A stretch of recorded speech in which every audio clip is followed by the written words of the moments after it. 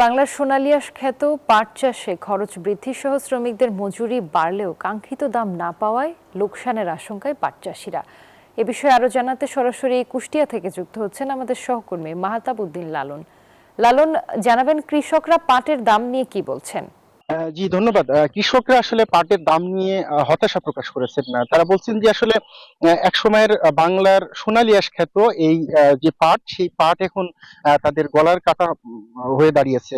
কারণ হিসেবে তারা বলছেন যে আসলে আহ, পাট চাষের যে খরচ, সেই খরচ আসলে দিনকে দিন বৃদ্ধি পেয়েছে, কিন্তু এর যে দাম, সেই দাম, কাঙ্ক্ষিত দাম কিন্তু তারা পাচ্ছেন না। কৃষকরা অভিযোগ করছেন যে প্রতি বিঘা জমিতে পাট চাষে প্রায় 15 থেকে 16 হাজার টাকা পর্যন্ত খরচ হয়, কিন্তু সেই পরিমাণ টাকার পাট অনেক সময় তারা বিক্রি করতে পারেন না, যে কারণে আসলে তাদের যে বিনিয়োগের টাকা, সেই বিনিয়োগের টাকা তুলতে না পেরে অনেক সময় আসলে কৃষকরা ঋণগ্রস্ত হন, এবং পরবর্তী ফসল থেকে সেটি সমন্বয় করতে হয়।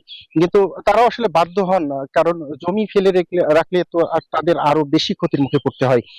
যে কারণে আসলে অনেকটা বাধ্য হয়েছেন, এবং এই পাট এখন তাদের মানে গলার কাটা হিসেবে দাঁড়িয়েছে।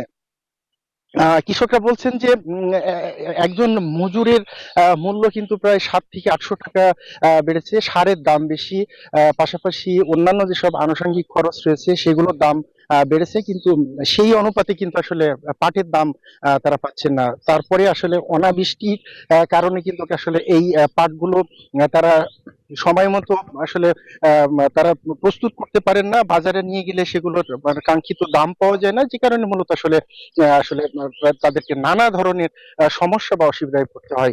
তবে কৃষি সম্প্রসারণ অধিদপ্তর বলছে যে কৃষকরা যাতে আসলে ক্ষতির মুখে না পড়েন, সে ব্যাপারে তারা চেষ্টা চালিয়ে যাচ্ছেন। তো এই ছিল পাট চাষ নিয়ে কুষ্টিয়া থেকে।